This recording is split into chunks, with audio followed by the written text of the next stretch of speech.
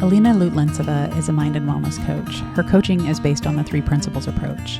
In this episode, Elena shares a bit of her background and some of her life experience of being in an unhealthy relationship.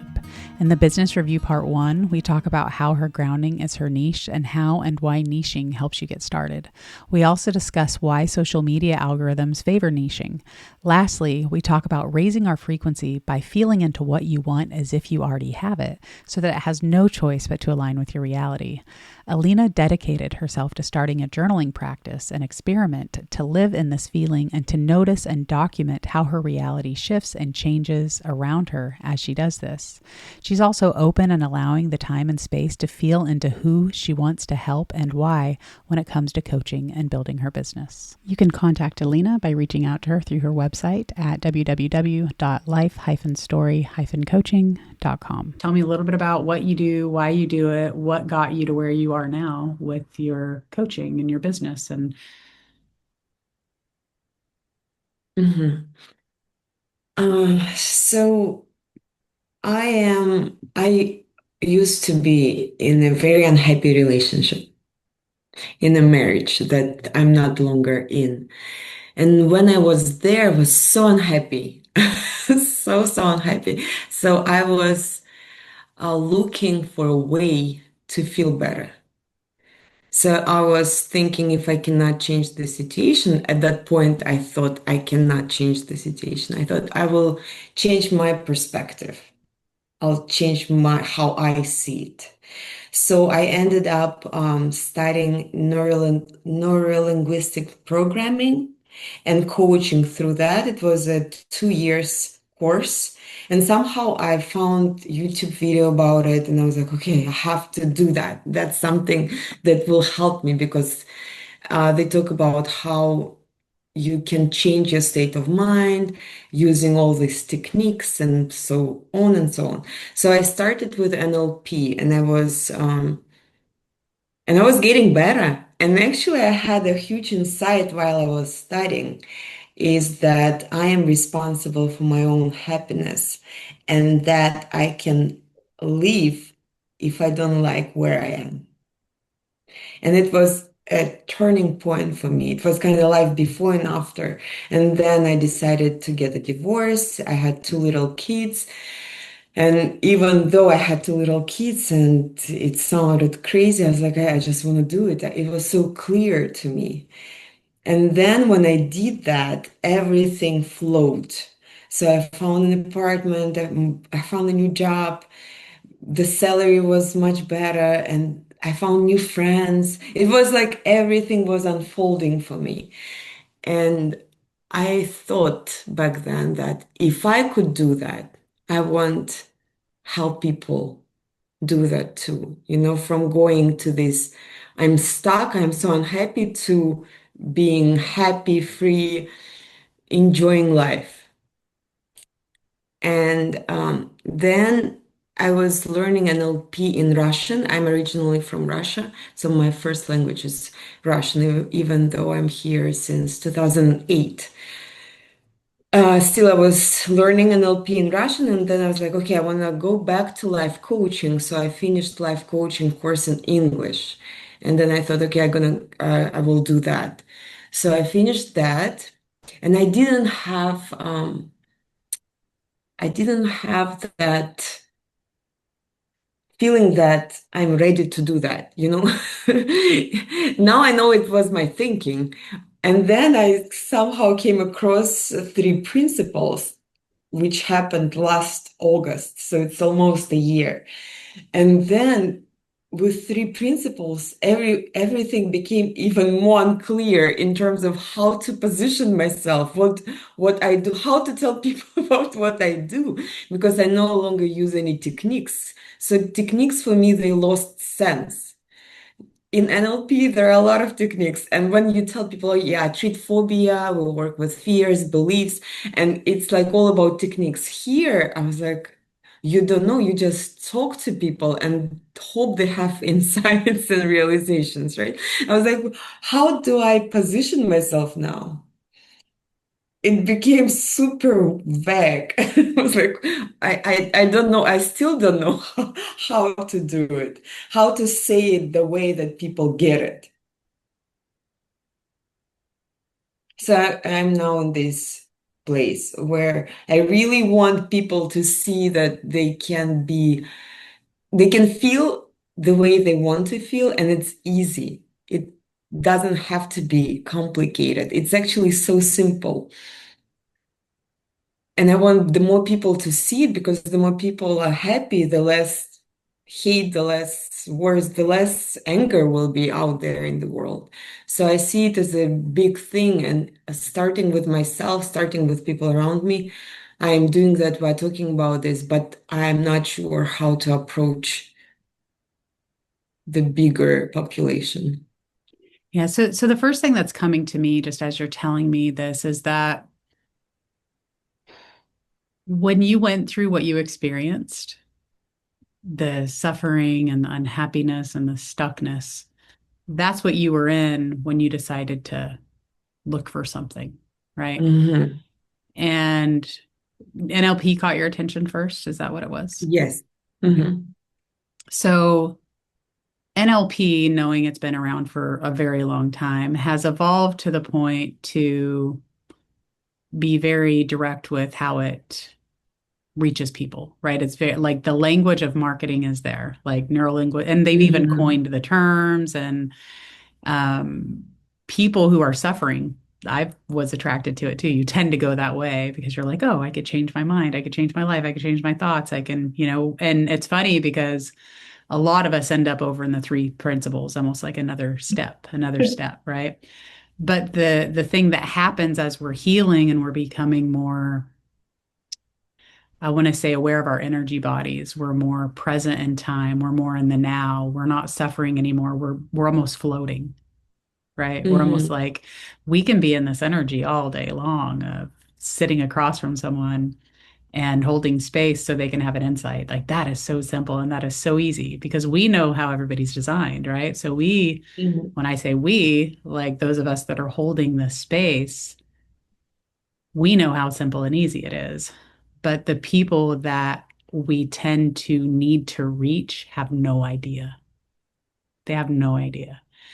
So then we begin to strategize with our language and with marketing, essentially, is reaching people, sharing feelings, sharing experience, sharing what we do, and reaching the right people. And the best ways that I have found to do that is to make my language so precise that I've mentioned this before, it pierces people just like a laser. It just goes directly to somebody that you can help. And so an example would be when you were in that unhappy relationship, if somebody said, hey, Alina, if you're in an unhappy relationship, I've got a ticket for you to get out of there. You would have probably responded to that, right? You would have said, what Hmm. is it? What, tell me more, right? And that's what we have to do with our language now is figure out what those problems are so that we can talk about those problems and figure out who those people that we want to help are so that they can feel heard and reached Hmm. and then they can respond to that. Yeah, that makes sense. So one of the first things that I noticed when I was skimming, because I looked at your social media, I looked at, YouTube, Facebook, TikTok, what you have up there. The one of the things that I noticed is I wasn't really sure clear as to who you helped. Like is there a type of person or there a specific group of people? I did read your reviews and I could tell that you helped women, but other than that, I wasn't really sure. Like does she though? Like does she help men too? So I want to bring that up, but first, and then I want to just hear what you might see in this. The thing with the three principles, and if anybody listening here is part of the three principles community, please listen very clearly. We end up going into this space where we don't need a lot of grounding to change people. I mean, we'll ground ourselves, but we're present and Mhm. we're changing people. But we still have to translate that to reach people that we can help through the grounding that we have experienced in our life. So for me, my personal experience was business and marketing, business and marketing, business and marketing. And I was doing my own suffering, trust me. I had family members and deep addiction. I couldn't figure out how to change my thinking about that. So that's one of the things that got me into the three-piece community, was trying to cope with that. And um, eventually I I was having all this cognitive dissonance of like business and marketing, three print, like how is all of this stuff? This is logic, this is energy, this is personal mind, this is intellect, this is universal mind, and then I had to blend the two and I said, oh, okay, I don't need to stand up and teach the principles. I need to embed the principles into what I already know. And I need to show up from that space, because I was taking my life skills and my life experience and like throwing it out the window, thinking that the three P's was like, now the thing, this is what I'm going to do. I'm going to be a spiritual teacher. Well, what is that? And I feel like a lot of us that step into the three P's, we wipe out everything. It's like, oh, cool, I don't need anything else now. That's fine. I'm just going to throw all that stuff away. And I'm just going to talk about the richer, more enjoyable feeling of life and all this. And that's great. But the people that reaches are usually the people that are already there. So we need to look at our life experience and say, but what do I know? Like, what is my grounding? What have I been through that I can step into someone else's shoes and look them in the eye and say, I've been there. I know the pain you're having. I know the struggle. I know your friction. I know the life that you want to have because I'm there, right? Mhm. Yeah, I love it. I love it. And it sounds so simple. It's like, just talk about this, that you've been through stuff. Like, yeah, that sounds simple. But I also had this thought for a longest time that marketing is so hard. It's so hard. It's so hard. And it was so loud. And then when I realized it's just a thought, I was like, okay, I don't have to put so much meaning into it. It takes some skill and some learning and trying different things, but it's not hard. Another thought that I like more. Yeah, it's a better thought. Yeah. Yeah.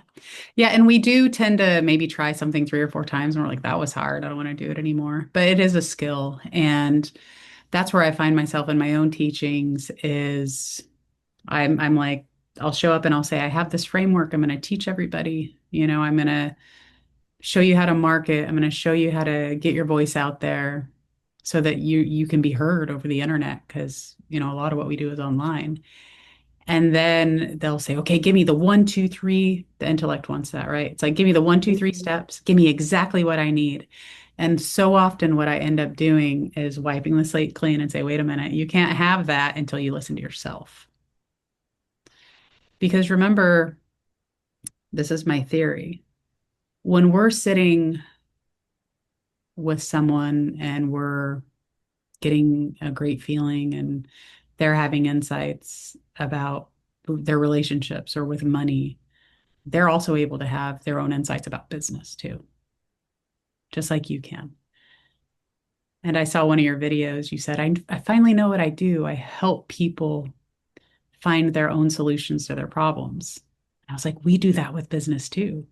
We just think that it's separate, right? So we think Mhm. that, yeah, we keep thinking that we can give we can give everybody else insights and we can give our insights to ourselves also about our own life path or what we should do about this or that or solving this or that problem, but we're having insights about our business too 24/7.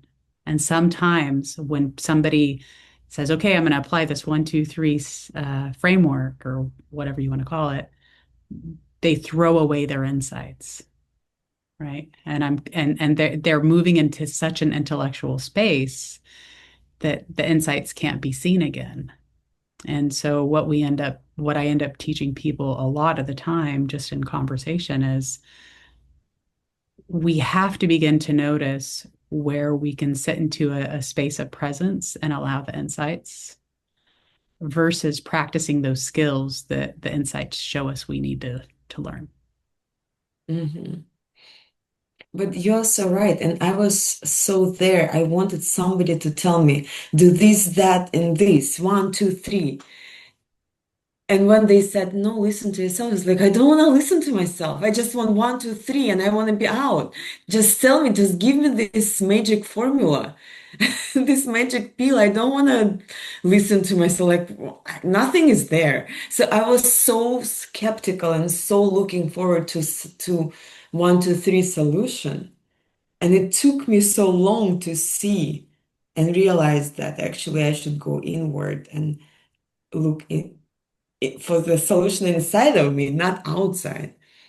But I see how it can be appealing to have these one, two, three steps versus to look inside. Sounds like, ooh, you'll find the answer.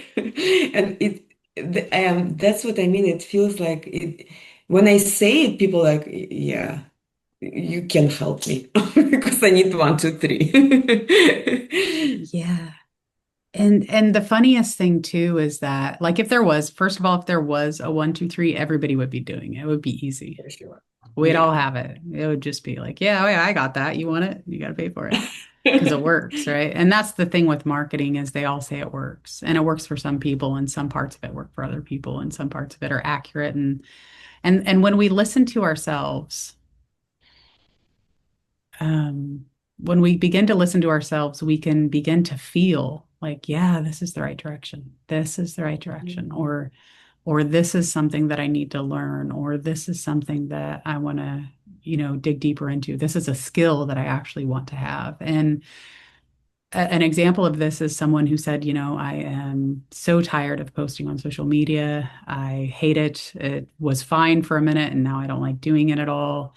And by the end of the conversation, they had probably posted for 2 years straight, like 3 times a day. And they said, it's doing nothing for my business. And after we looked at some of those analytical things that converts a person, the logical stuff, that converts a person off of social media into an email list, like, because that's just kind of like a logical flow of getting people into your world, right? After we looked at that, we realized that they don't even like video. They don't like being on video. They'd rather be writing.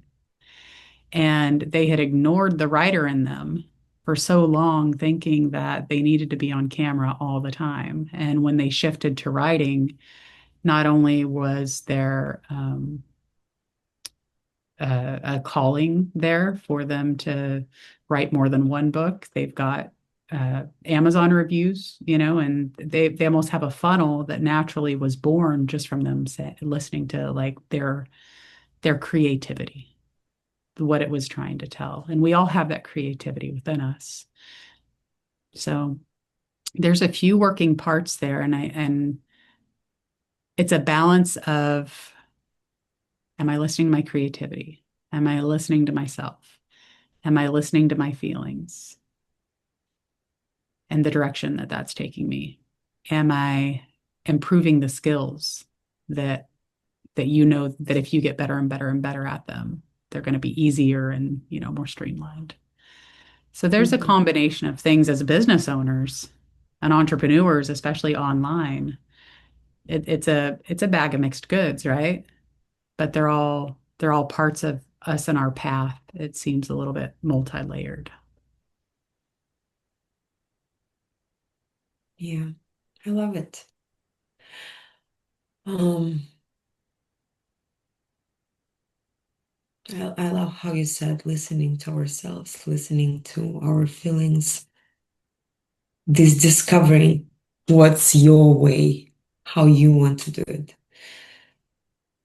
I think I'm still in progress in terms of discovering what I like more, how I like it. And some posts, it's interesting because um with social media, I decided I'm gonna listen to the feeling, to my this inner desire to post something. And most of the recent posts after I think October were just those I just wanted to say it. And it was very natural, not scripted, which I love too. But it's not consistent. The desire is like it's here one day, then it's 2 weeks, nothing. Yeah, it is. And you can't really write off desire or motivation. You have to create it in the moment, right? Yeah. So do you like posting on social media? I don't hate it.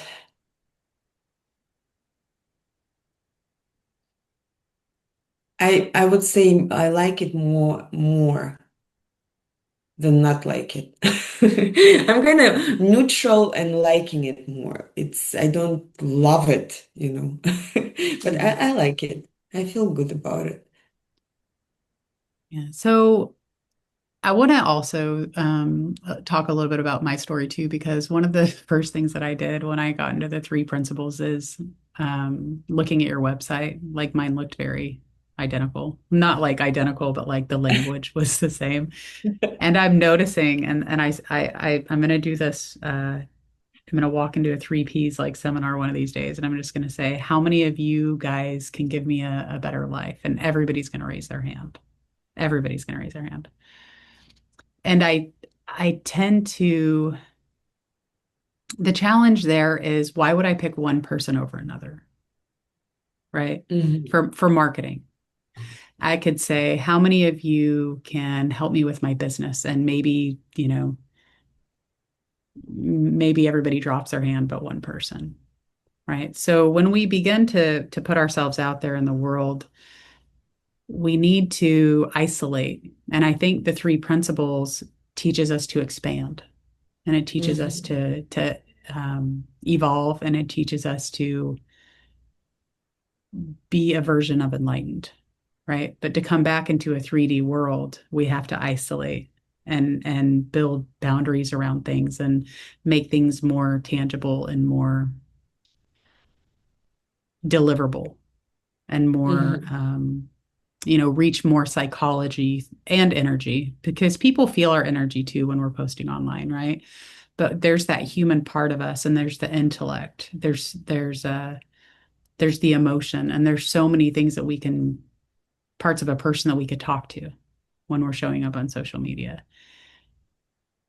But in my experience, when I've talked to the masses, the whole of the humans, like all of them, none of them are responding because I'm not calling anybody out, right? I'm not saying I personally I've been in a bad relationship too, a few of them. Luckily, that Mhm. chapter's gone and passed. But if I would walk into a room full of three principles people and I said, "Hey, who can help me get out of this abusive relationship?" I would hope that a lot of people would lower their hands, maybe the people that hadn't been through it, right? Mhm. So when because we know the three principles does not mean that we remove all of our tools and our experience. We need to isolate something that we know in our grounding, which is our experience, and then reincorporate the principles into showing up for those people. So is there somebody that you know that you can help, that you've been, because for most people it's usually I've been through these 10 things, I could pick this one, and actually Mhm. help these women or these children or these men, or this person struggling with this problem.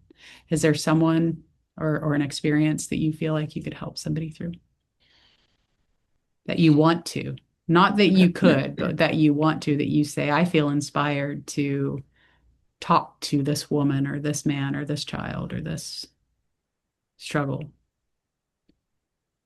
That's a good question. Because I was focusing on women who went through a divorce. And then it became not, it would not resonate with me anymore. Then I thought somebody who lost their loved ones, because I lost my mom, and I lost my mom. I saw her taking her last breath. So it was very real experience. And it took me some time, a year of crying every day to go over it. It was before three principles, though.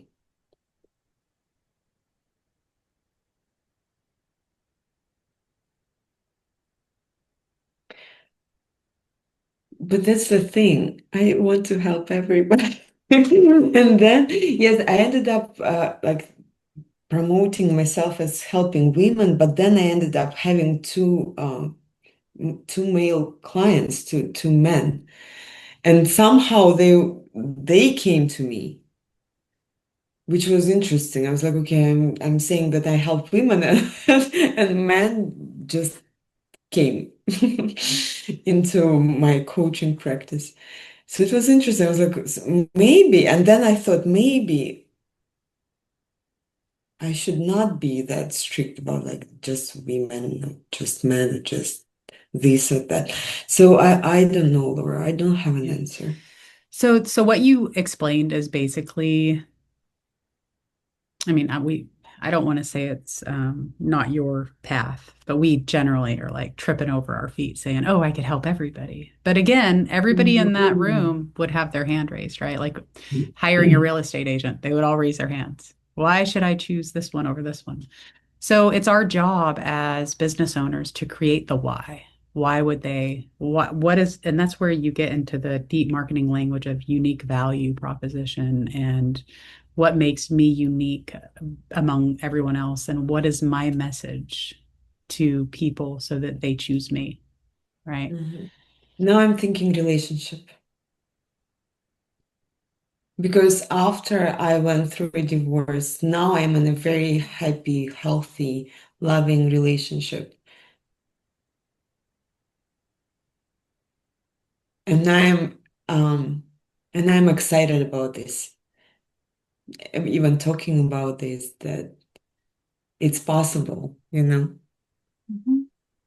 It is. Yeah. And same, I'm in a very loving relationship and it excites you when you can see that some, when you don't think you're ever going to find your person. Hmm.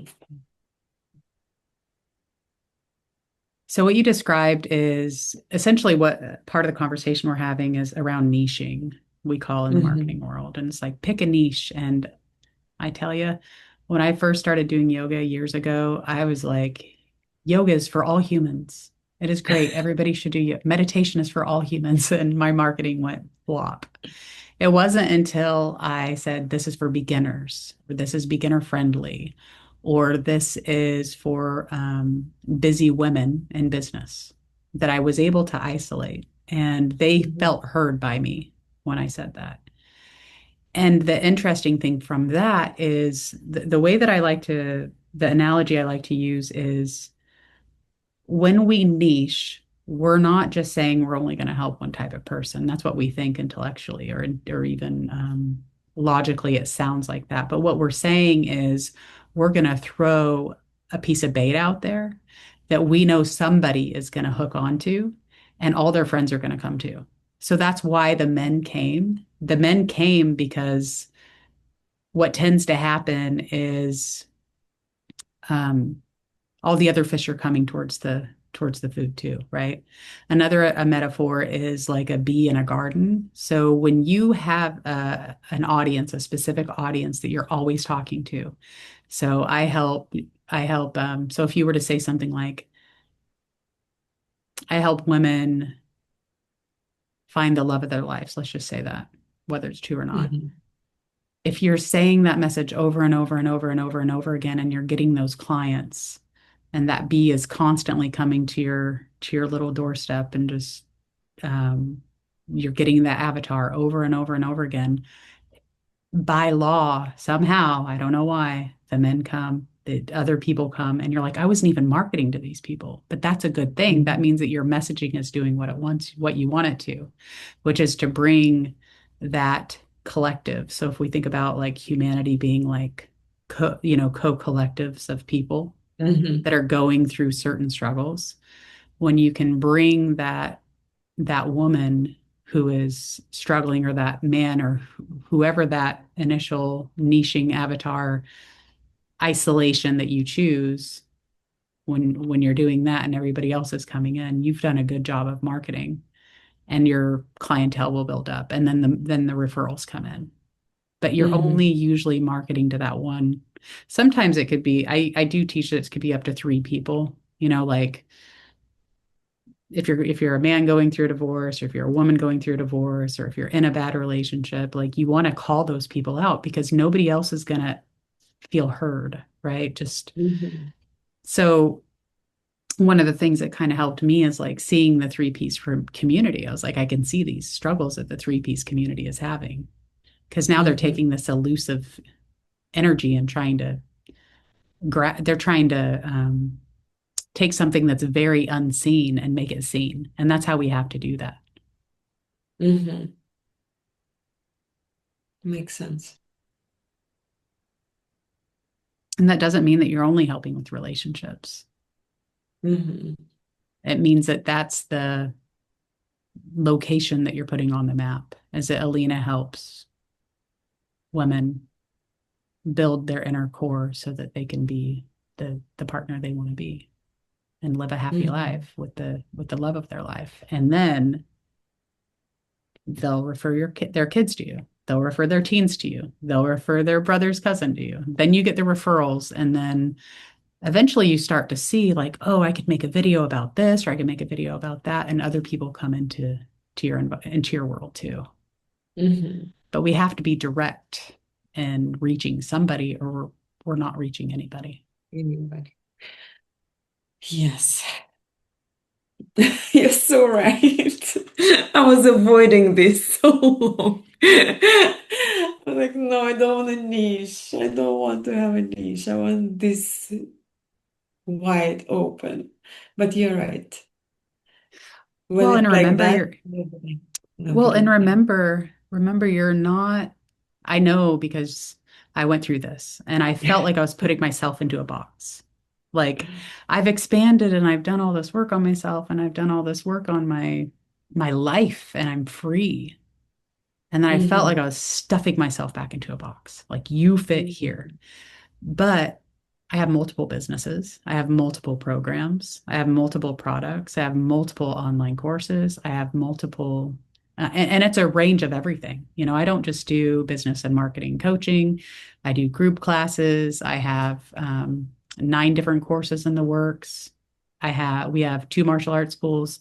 We do real estate. We teach financial investments. Because once you begin making all this money that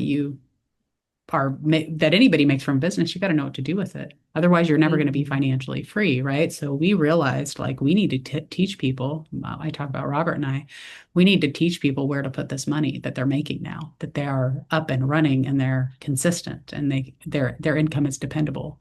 How do you get into financial freedom and wealth? And then we made that, right? And then so when we isolate, we're not stuffing ourselves back into a box. We're just marketing to one person. And honestly, you can market the exact same thing to multiple people. But you would need Mm-hmm. like in the beginning, you might need different social media channels, right? Because Mm-hmm.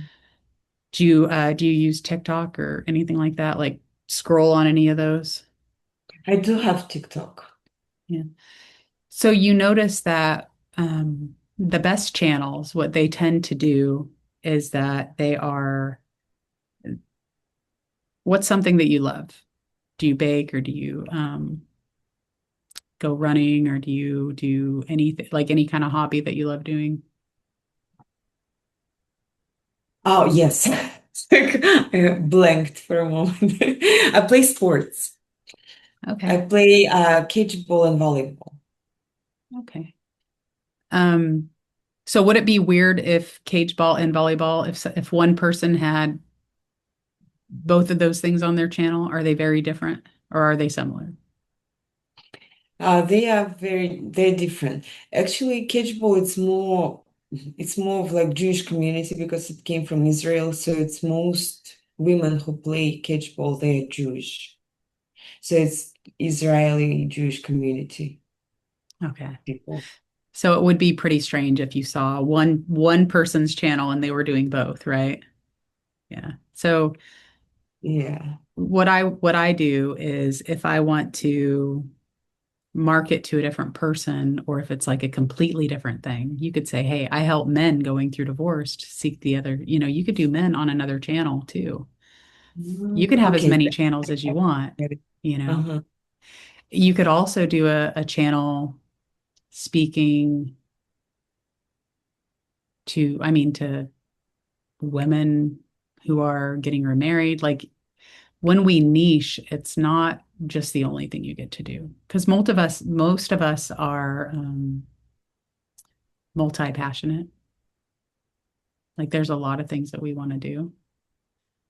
So don't ever think you're putting yourself in a box. It's just isolating. And the resistance to it seems to be, in my experience, we are reincorporating something from an energetic space where we can't see it, and we're bringing it back into the 3D where we can talk Mm-hmm. about it, and then we can um, solidify it. It feels like a solidification, Mm-hmm.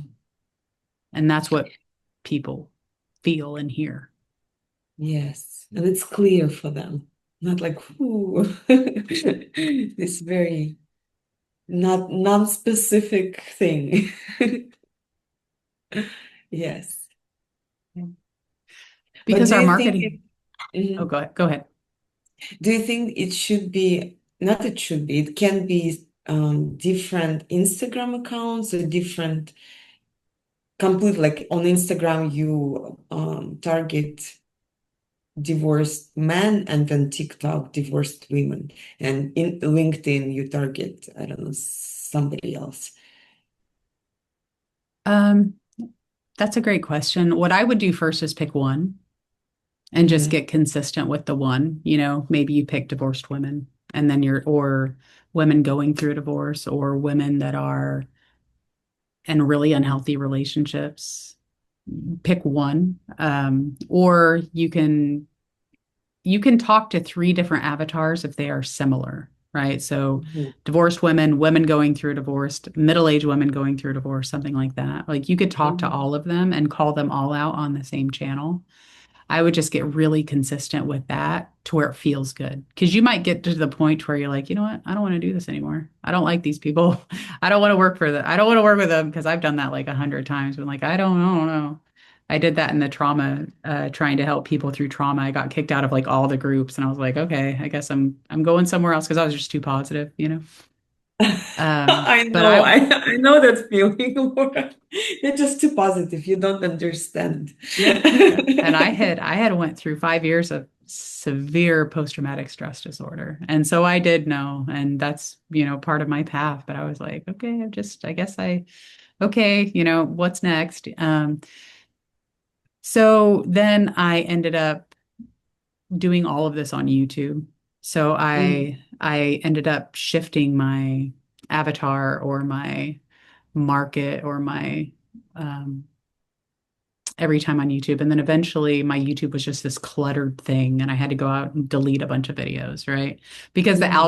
I wanted the algorithm, and I wanted the people that eventually landed on my YouTube that are going to watch all of my videos.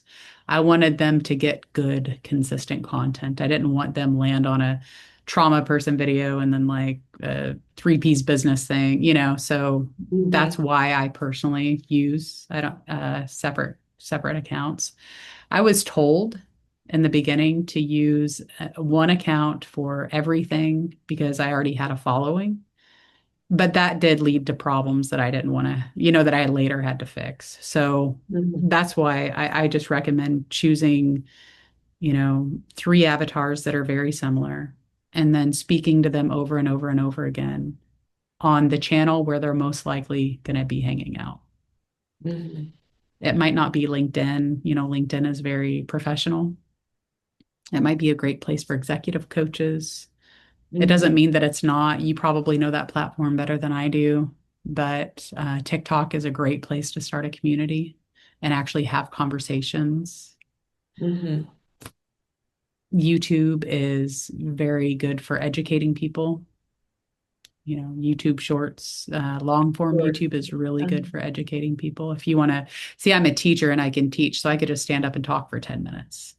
But not everybody has that. It has 10 minutes of content in them at a time, right? But then I mhm, cut that up into shorts on YouTube and then I kind of link it to the longer videos.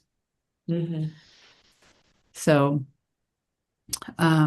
but yeah, I mean, I would say pick one, and if you are seeing that that's getting you traction, then you can decide, well, do I want another product or a program for men? And mhm, then when you open that new can of worms or that new um, that new marketing that you need to establish, then you can say, should I do this on the same channel? Should I do it on a different platform completely? Right? Because your mhm, avatar may hang out in different places. Like there's not a lot of teenagers, for example, that hang out on Facebook anymore, like they're used to. mhm. Yeah. So, yeah. So I wouldn't think too far ahead. I would just establish the one, get consistent with Mhm. that. Because the other thing that happens, have you ever painted or Yes. watched someone? Yeah. So when we create artwork, business is an art, and it's always going to have surprises to share with you along the way. But it's never going to show itself to you in completion in the beginning. So you get Mhm. to walk the journey and see the surprises that it's going to show you. And through those surprises, it's going to navigate you to to something that you just can't quite see it yet. But there's a lot of magic along the way. And that's the journey that we talk about. And it sounds exciting. The journey, business journey. Yeah. So what do you see your life? Because I know you said that you want to work part-time so that you can spend time with your family. Are you living somewhere Mm. different in this vision in your mind, or do you have a different lifestyle, or like what all includes this vision that you would like to see your life as in, 2 years or so? Mm. I'm not sure if I even want to work part-time, meaning part-time coaching. If it's coaching and if it's part-time and it's enough money, then it's ideal. And then I can do sports, I can spend more time with kids, travel more, enjoy life more, slow down more. And traveling. Traveling, I think, is my biggest passion, but it's an expensive one too. And if you want to travel with kids and with friends, it's with kids it's even more expensive. But yes, it's something I really enjoy. Seeing new countries, seeing new people, seeing new cultures, learning, expanding. I love it. Do you ever see yourself doing something in travel, like some kind of offer around that?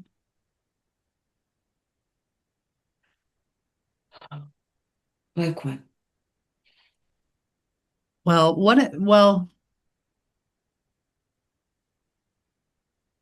usually, and like 100%, I would say 100%. I'm just thinking about how, because we talk about how we're designed, right? And when we Mhm. love something, when we love something, and there's something that just we not like we'd rather be doing, but that would not feel like work to us. Like that just doesn't feel like work. Like I do this and it doesn't feel like work. Everybody's like, you Uh-huh. work a lot. Like, no, it just doesn't. That's not working. That's having fun. If I Uh-huh. had to, I love if I that. had to figure out how to do that, that might be work, but this doesn't work.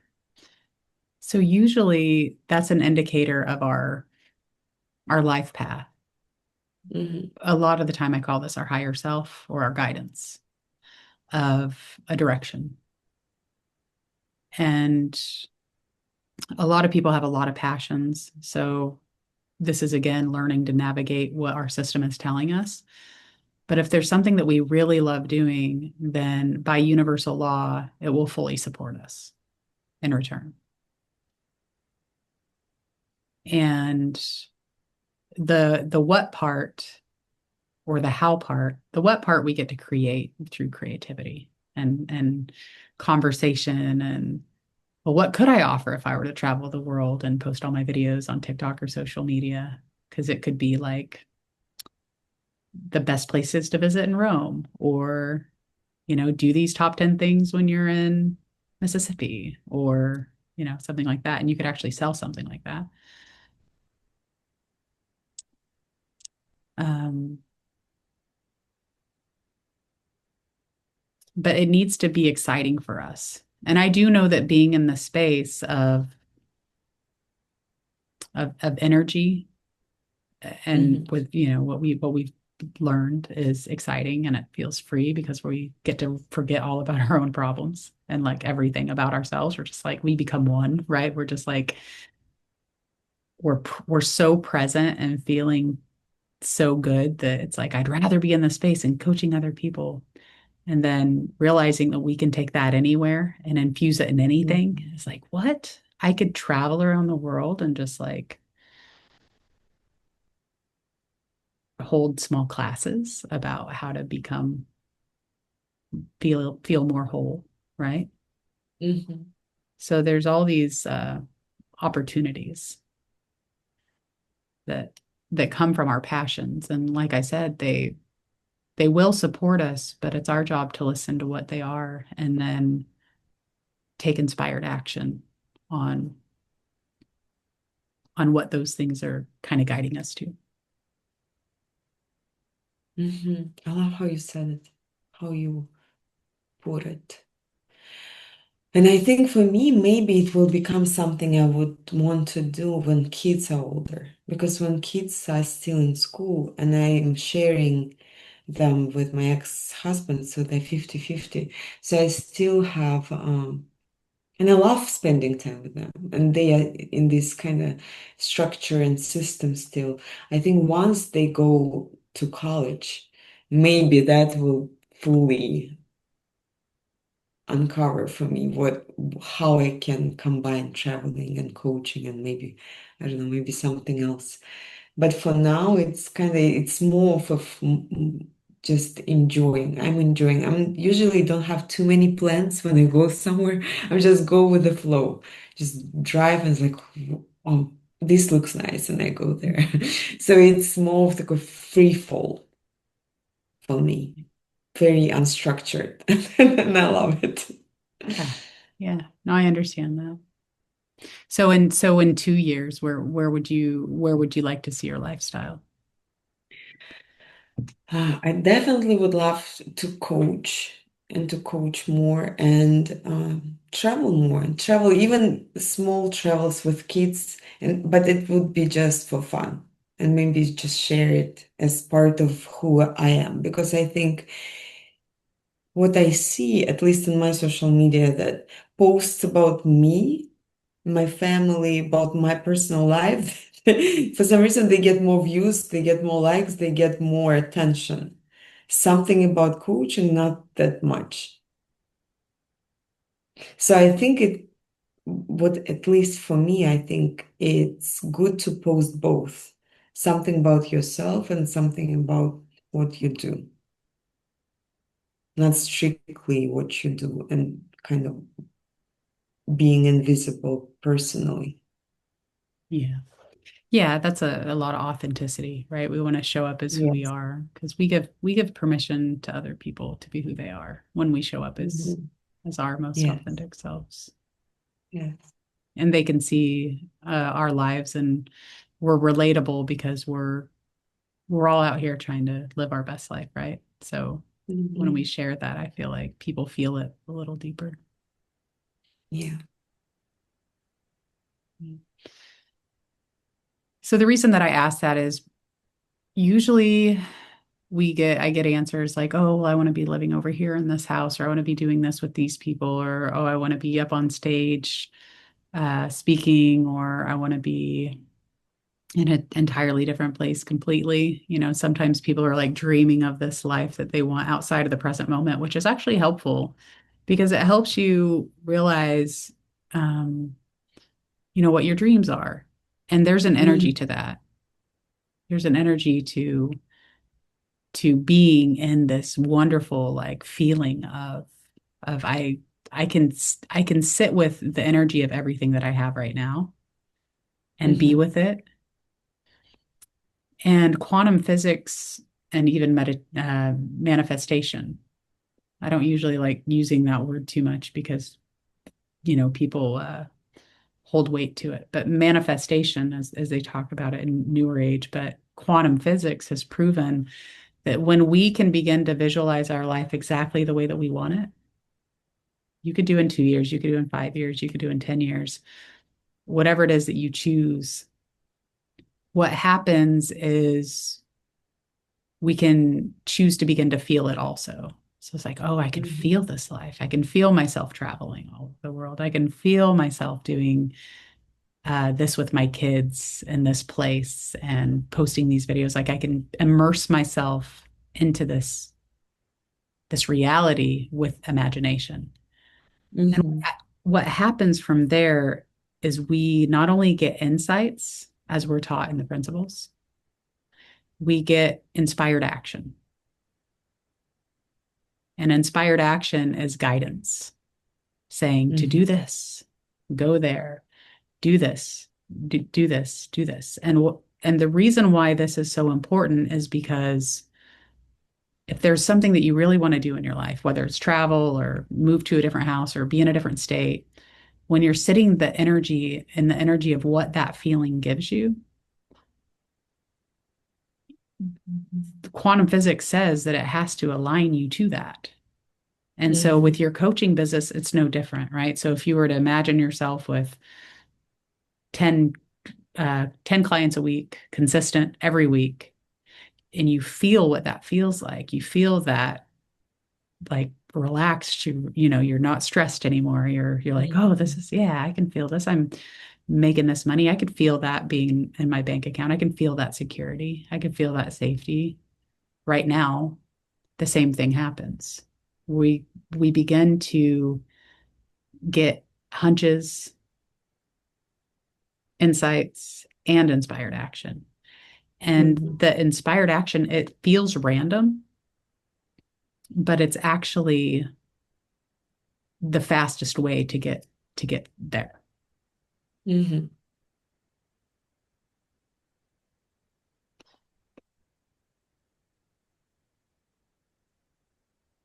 I used to do it a lot in NLP. We used to visualize a lot. Visualization and the feeling and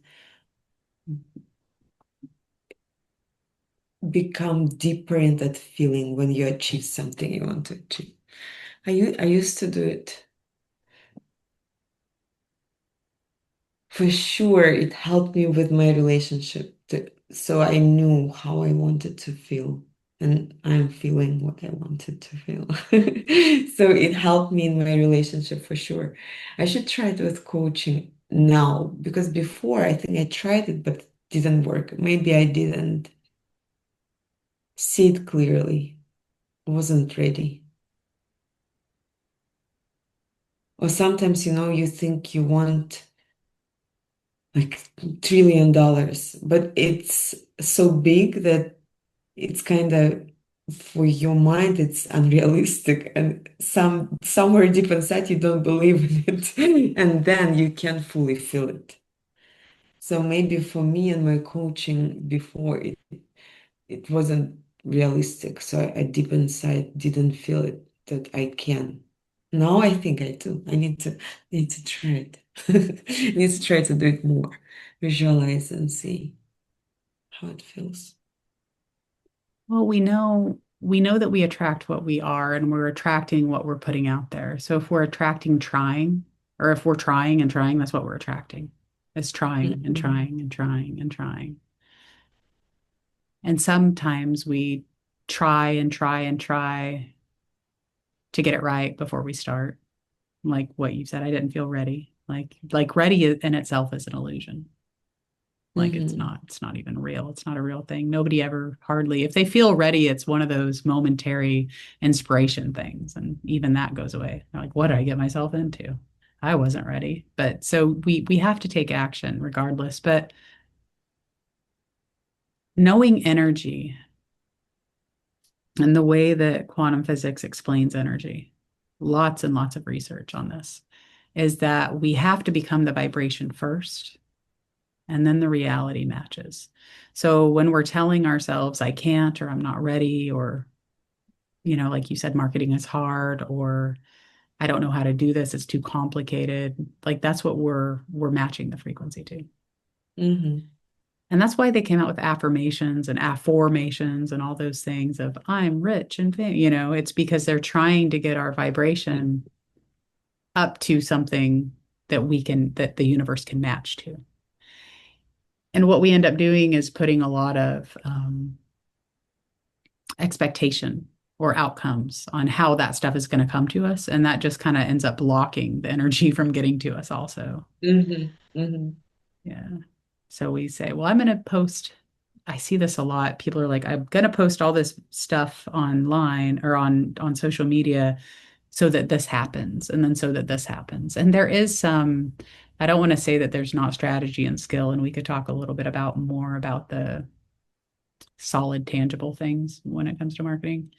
But when we're holding so hard onto an outcome, we're missing the point that a lot of it's happening right there, right now. Like it's all coming together, and we're just having some expectation that it's not. Yeah. Yeah.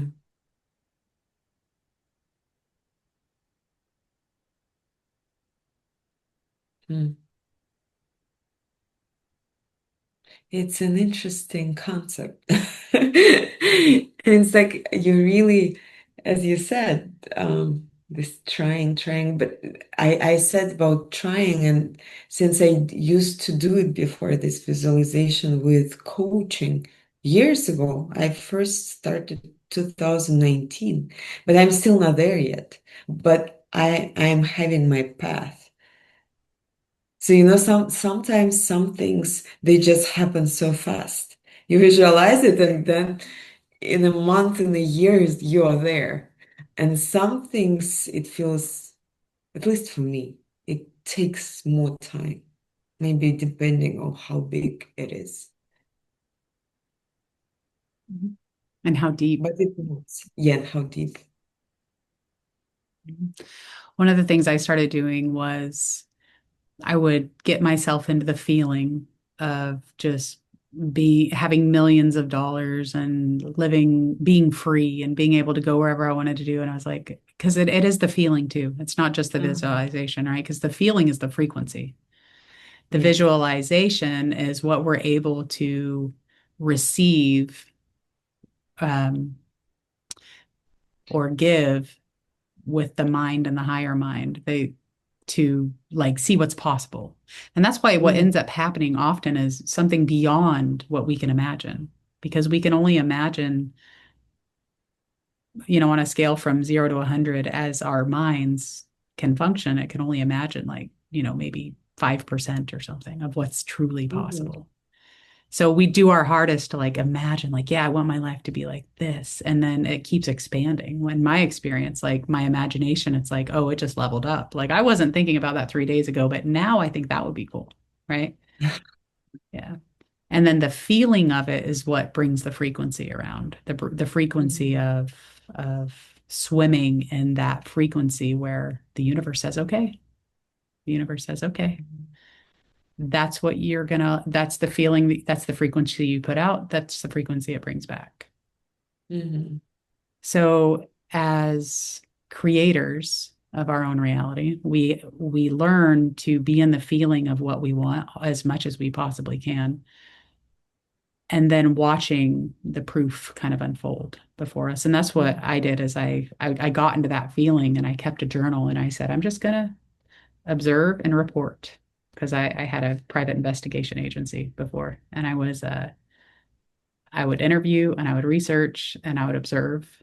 And that's what I ended up doing. I said, I'm just going to observe. And I could see my reality changing around me. based on the feeling that I was putting out into the world. How I was like, this is wild and it works and it's fast, especially when you're like, day three. I'm being in this feeling. I always recommend starting a journal and say, day one, this is what I want. This is the feeling that I'm going to put myself into. And I think science says it takes 17 seconds of doing this consistently for the universe to um, for the frequency to begin to align. So I would do it for 17 seconds as much as I could. I'm like, what's changing? I'm like, oh, I'm getting a phone call. And the next day it was an inspired insight to start another season on my podcast. It's like, who could I have on there? The next day it was, and this isn't verbatim, obviously, but it was something like, let me just go through all my favorite authors on my shelf and email them all. It was something I would have never thought of, Mm. right? And I did. And I emailed them and said, do you want to be on my podcast? Do you want to be on my podcast? And the next day it was, oh, maybe I should just start this class. I just started noticing these thoughts that Mhm. would come to me. They were new thoughts that were aligning with the new frequency. And so in the principles,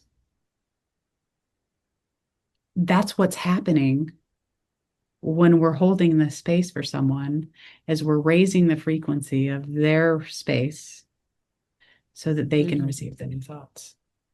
And when we do that for ourselves, it can be around whatever solution we're looking for to raising our frequency, and then we have new thought that solves our Mhm. problems.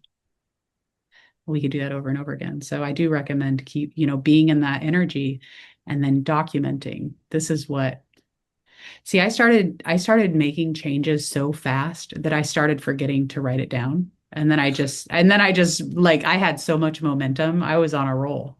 I should do it again just so I could like show like this is how fast it happens. I'm like, "Ooh, I need to slow down." So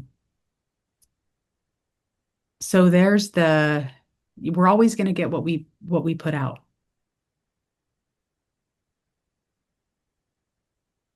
This is very inspiring. And I love how you connected it with frequency and new thoughts and everything happening. I love it. I never thought of connecting these quantum physics and what we are doing, raising consciousness and feelings and mood. Yeah, it's all frequency. I love it. Thank you so much. Yeah. It really is all frequency. And then the reason I love teaching frameworks and teaching marketing is because I can look at the world and I can see what people are doing, right? I can see the methods, I can see their content, their lead magnet, the call to action, getting people on their email list. I can see the upsells and the product ladders. I could see how people, it's all very logical. It's all very reportable. I can report on that stuff. I can see what's working, Mhm. right?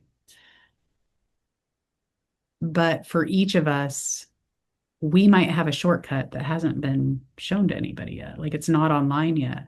And that's why Mhm. when we can become that frequency, you're going to get an insight to do something that nobody else has probably tried before. And it's probably going to be have something to do with your creativity or something that you absolutely love to do Mhm. that nobody else super loves to do, right? So we can't there are proven frameworks and there's proven methods and there's paths that I can walk people down, but at the end of the day, that's why we have so much more power within us, is because you have the power to align with the frequency to get the new thoughts, and that new thought I can't Mhm. know. I could hold the space for you, but I can't know it either, right? Just like in the three principles, I Yes. can't know. I can't know what that inspired action might be for you. It doesn't I mean should that, do that. what's that? I should do that, what you did. Journal day one, two, three, and what happens. I You think should. it's a great idea. So so sometimes I talk to people and they're like, well, why would I be in the feeling to want it if I don't have it, or if I already have it, or why would I work to have it? So they're like confused about it. But you don't have any problem visualizing a life that you want. And I'm when I say that, for everybody listening, when you visualize a life where you want, I'm talking about I have a magic wand and I'm going ching everything you want. Because we tend to think small for ourselves, or think we don't, Mhm. or it's going to take so much time to get this. It's like, no, if I wave a magic wand, that life that you want for yourself right there, write that down. And then that's the feeling. And you said that you don't have any problem getting into that feeling of that life, right? You can do that right Yeah, now. I'm in a very good feeling now.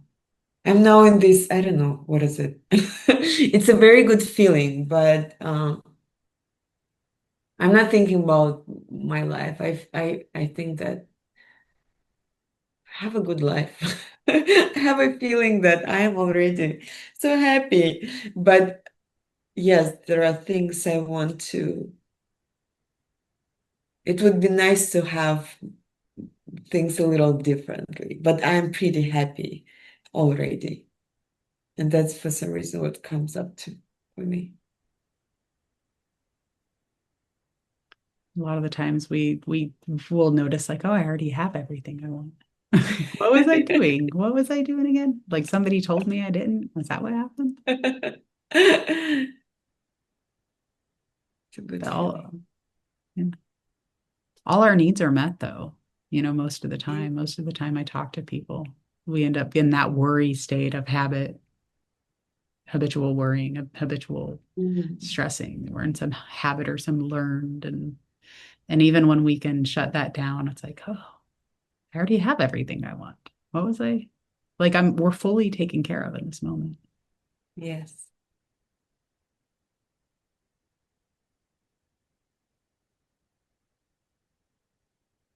So are you gonna well, I guess I'll just ask you. We do have some time left, but I'll ask you, what are you inspired to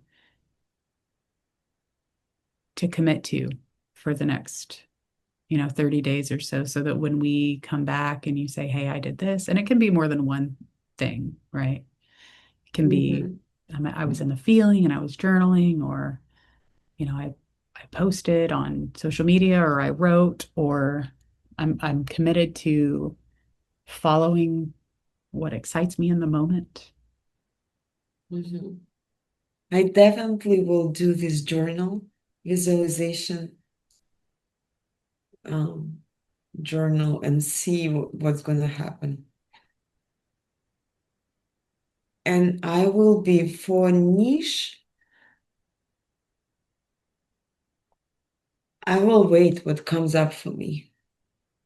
I would have an intention to see for myself which direction I want to go with my niche. And once I have it, I'll start talking to that person.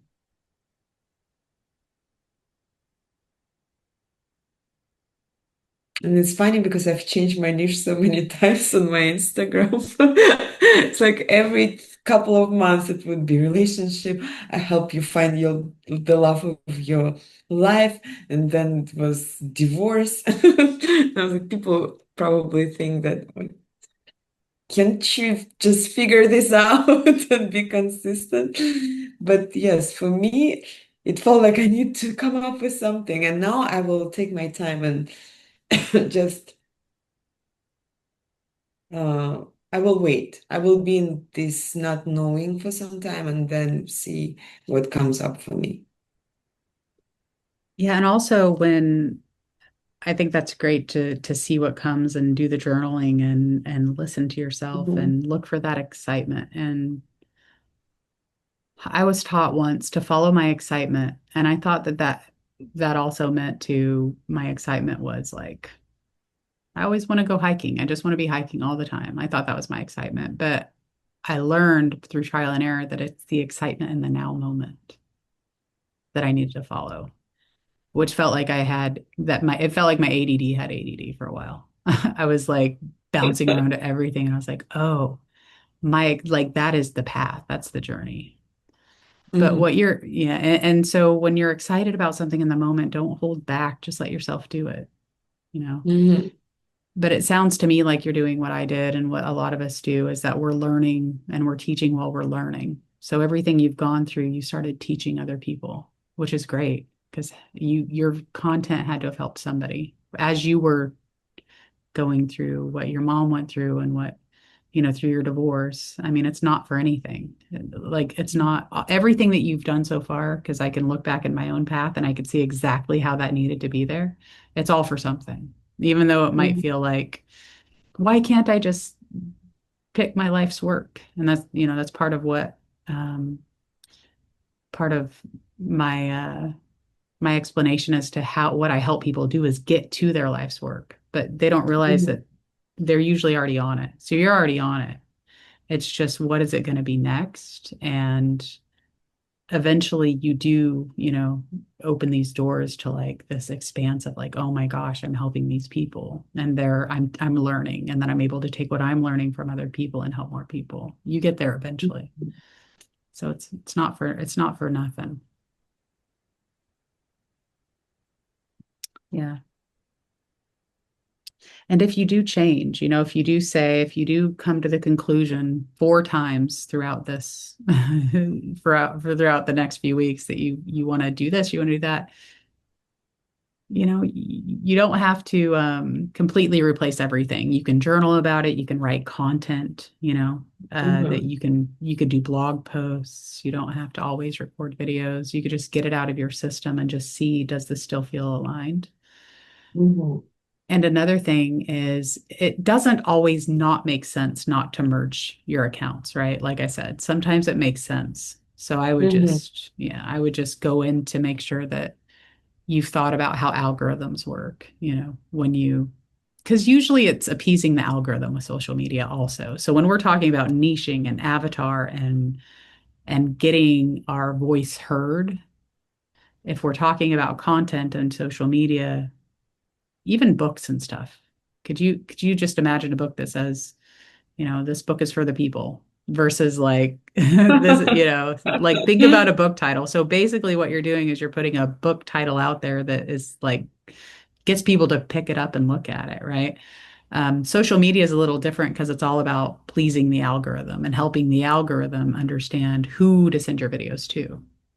So Mm-hmm. sometimes it makes sense to blend that, and sometimes it's like, if you're going to do, um, one of my clients has like a dance channel and she's an animal communicator. Like, it would Mm-hmm. make no sense for her to blend those two channels, right? So she's very clear at keeping everything separate, because just for the algorithm. And the other thing too is, you'll see when people have made a name for themselves, a lot of this stuff doesn't matter anymore. You can post whatever Mm-hmm. you want and you become your niche, right? But in the beginning, you have to like put the tack on the map, claim your location, and then grow from there. Mm-hmm. You know? Mm-hmm. For sure. And I wanted to ask you about the name. Does the name matter? Like, I have this life story coaching for the business. Kate has her last name and coaching. Does it even matter? How important is it? It doesn't. I It think the doesn't. most important thing is that it matters, that it means something to you in the beginning, Mm-hmm. like that it means something to you. Because I've seen people do entire branding or get branding done by like a branding company, and it never meant anything. And that energy just didn't ever solidify. So, like, it doesn't feel very grounded because it didn't come from the creator very Mm-hmm. well. So, what's most important is that you love it, as long as you love it. And because I did see another life story coaching online, Mm-hmm. I don't think that matters either. Um, because people will tend to find you when they're seeing you and they're hearing you, Mm-hmm. you know. So I wouldn't worry too much. What I also notice happens is you've got a brand, like how do you pronounce your last name? It's very complicated. Lyulintseva. Lulin Suba. Is that right? Lulin Suba. So you can have a brand with your, Elena. I'm not even trying to say your last name. I'll listen to this later and get it. Um, but you can have a brand that could be your brand as Alina, right? Your full Mhm. name. So, and usually that does happen. Like I have a Laura Perry website, but my blog's on there, my academy's on there, everything that I do is on there. Mhm. And then I have the Soulpreneur Prosperity Academy, which is like one of my limbs, So as long as you love it and you stay consistent with it, it doesn't matter. There are weird names out there that have done really amazing things and they've stayed consistent. And then people hear it and they're like, oh, I know who that is. So that's all. Yeah. Okay. Yeah. I would say the only thing is if you decide to do something besides coaching, Mhm. right? But then you could just put it under your full name or you could start another thing. You could start another website, life story travel, life story connection, life story, relationship, whatever's available, right? So you could make other arms and branches off that. I love it. I love how you just come up with something. Your marketing brain. So good. Well, thank Mm. you. It's, you do it enough and it's like, oh, I will tell you most of those things are probably taken. I'm just gonna guess, but the travel might be there. Maybe. I don't know. But yeah, you just when we I think let me think about this because what we end up doing as business owners, we end up having to learn marketing, and then we end up having to learn the language of marketing, and then we end up Mhm. having to learn what gets people's attention. And it's usually not the elusiveness, like you said, you Mhm. wanted to put offers out there that are resonating with people. And so as a marketer, which I don't even really like to call myself a marketer because really it's just energy and emotion. We're just playing with energy in a different way now. But we're Uh-huh. grounding it. We're grounding it and we're solidifying it. And we are reaching the human parts of people also, not just the spiritual parts. And I think that's the difference is that when my marketing looked a lot like your marketing, I was just talking to the spiritual part of people that didn't Mhm. really, they already saw that parts in themselves. So then I had to say, okay, how do I talk to the person that needs the raise in consciousness over Mhm. here? And that's where so much of what are they suffering with? What's the problem? If they're waking up in night sweats at 3 a.m., what is that about? What are they thinking about? What are their psychographics? That's their emotional internal world, right? Mhm.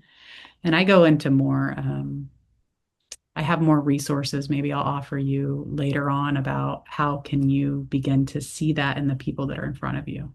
How can you begin to write those things out, right? Like I have entire courses, but what I need to do is just pull like parts out because I'm noticing just within the community, we know this stuff, but we've never really been taught to write it out and then speak and say, "Hey, Mhm. I hear you." Like if you sat down and you talked about everything that you went through or wrote out everything that you went through by being in that relationship, you would have so much good marketing material for you as a past avatar.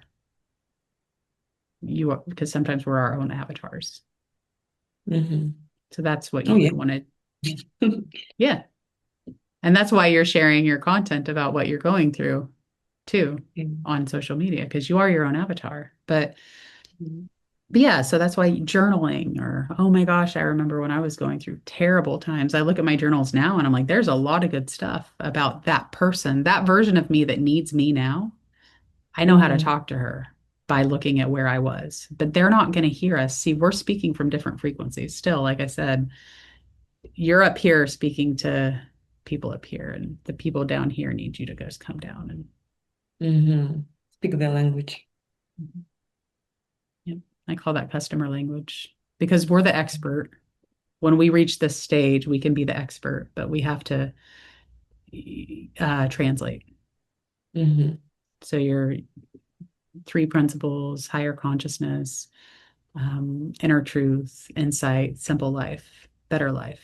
We have to figure out what that means on this level, and then isolate it, and then put that out there, and then also show them what's possible.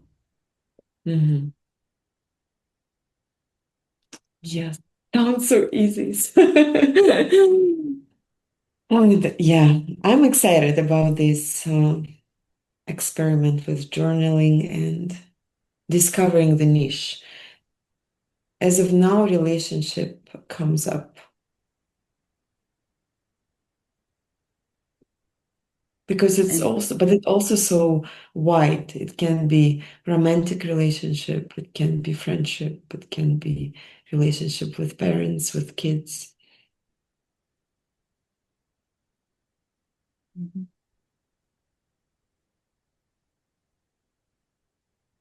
I think romantic. Yeah, I mean, you have grounding with that, right? And what we're taught in the principles is, stick to your grounding. Yes. Not only in our understanding of the principles, but our grounding is like, I've been there. I've been there. I've been in bad relationship, and now I'm in good relationship. Happy. Even though they're still teaching psychologists how to do things differently, right? So they've even Yeah. done that accidentally. And so you notice how they expand. They pinpointed just like we talked about, and now there's all kinds of people coming into their programs. They're not just coaches, they're not psychologists. I mean, I'd love to see who now they're attracting, but their marketing hasn't changed, right? They're not marketing real estate agents now because they had 3 come in. They're still marketing to the same people, which is just Yes. talking about what they do. Mhm. Yes, they're a great example of that.